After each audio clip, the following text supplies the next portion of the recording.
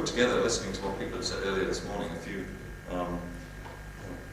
things to address to the questions that have been raised. There were really two of them. One was what's just been pointed out. What can we actually do in reality, distinct from conceptually, to say what's going on the interfaces? I just want to preface that by, I was going to talk about length scales, so I don't forget that the brothers and Johnson pointed out. I just want to preface it because the context in which we've been talking about this, there's really been mechanisms of dissipation and so forth. But I just wanted to start off with a caution, which is people do actually measure forces. That's what people actually use when they're doing engineering things, and it's very nice to be able to say something about energy dissipation.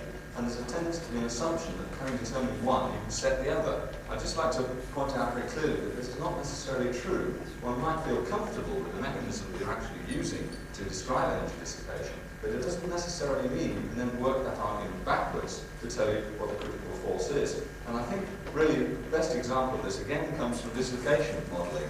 A great deal of work has been done on what dislocations do as they move around and how they explain plasticity. Jim Greenwood might doubt its usefulness for real plasticity, but I think it's fair to say it's been fairly extensively used.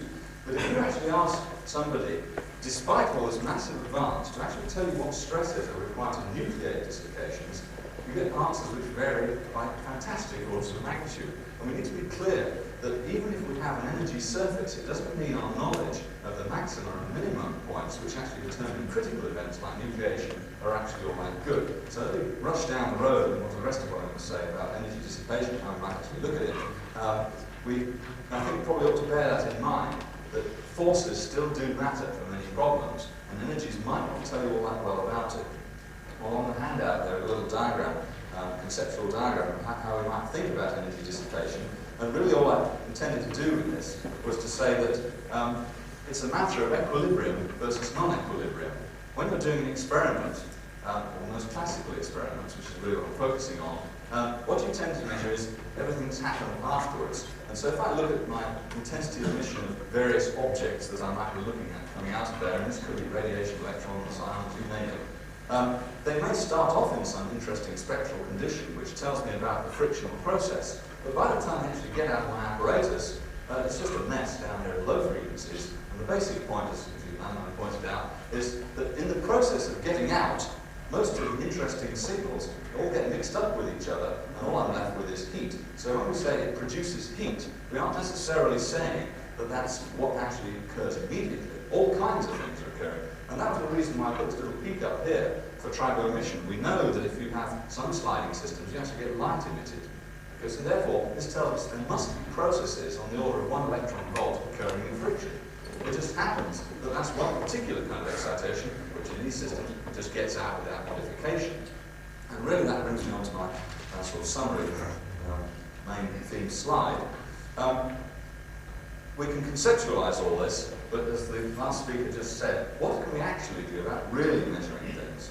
And the bottom line, the problem is, here, unlike surface chemistry or surface work, which has developed extensively in the last 25 years or so, the problem is that the characteristic emitted radiations, whatever they might be that we're using, the big problem with varied interfaces like friction is they tend to decay and mix up before they get to the point where we're actually detecting them.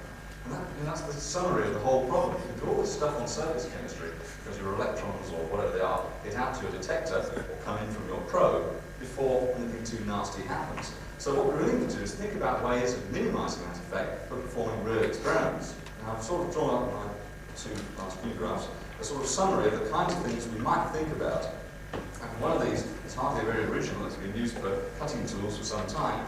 Maybe we can make one of the electrodes transparent to the radiation we're using. So we might think about using optical spectroscopy for that purpose, particularly light. Well, of course, that's fine if we want transparent electrodes.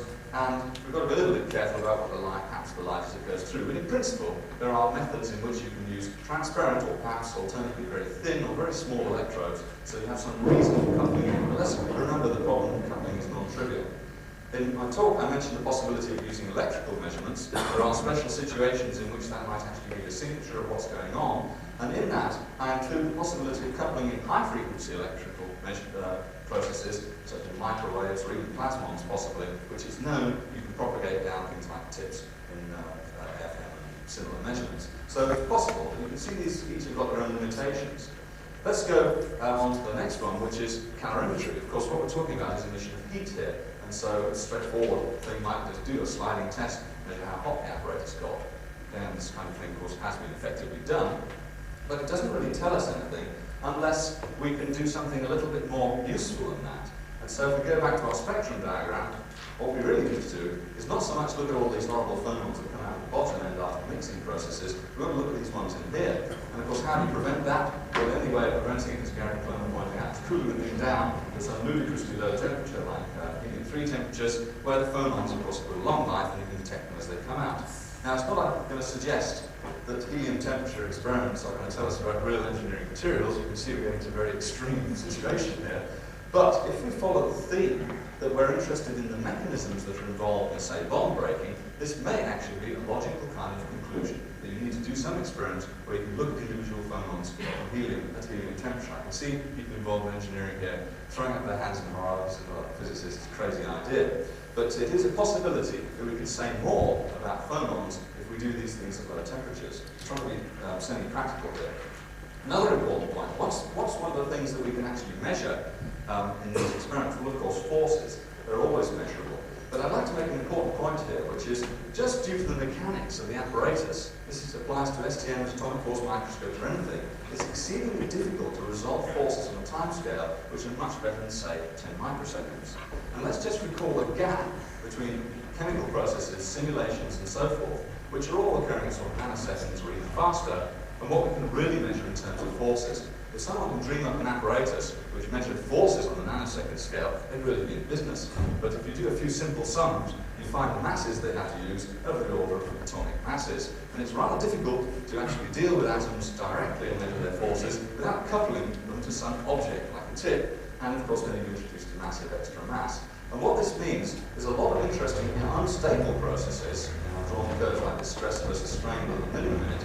Instead of following the actual curve which we can plot out from our simulations, what you actually follow is something which convolves that with the response time of the apparatus. And 10 microseconds is hard to achieve in a real apparatus. I'm sure anybody who's built a real friction or probe apparatus will realize that. And yet it's just forever in terms of these instability processes. So there's a big gap there between forces. Last two items, one has been touched on already. I think it's fair to say, of course, microscopy is very, very useful in a starting and finishing condition, but what can you actually do in situ interfaces? I think it's fair to say that apart from transparent use of transparent electrodes, which you mentioned earlier on, it's exceedingly difficult to think of in situ high-resolution microscopy. And I put TEM here. That's really the only technique which gives you anything approaching near-atom resolution. And the idea of trying to use that in situ in friction is, well, pretty nightmarish. So many of the people who've actually tried to do these kinds of things will realize that Gedanken experiments are the last kind of thing on which you want to base a real experimental program. And the last thing I put down here is something which is relatively new. Of course, there are now, with pulsed laser apparatus of various kinds, ways in which you can actually look with high time resolution at some of the processes going on. That's to say, using direct optical probes. I don't want to get into the details of this in case John yet knows a lot more about than I do. But essentially, there is now, in recent years, apparatus where we can put in sufficiently short pulses of light into systems, possibly via transparent or similar counterfaces, where we would actually be able to resolve some of these processes that I've drawn this rather curious sketch here directly by their signatures in the short time frame. In other words, you don't give the things time to decay. You don't wait for them to come out of the box and hope they've got out without too much change. What you do is look at directly on the time for which they exist. And that is now possible because these resolutions can be done at a femtosecond scale. And I think that's possibly a very promising real experimental area. We can look both at output characteristics, and we can also possibly even consider experiments like where we are sliding two things over each other and we put in specific energies for very short times and see if we can trigger actual events.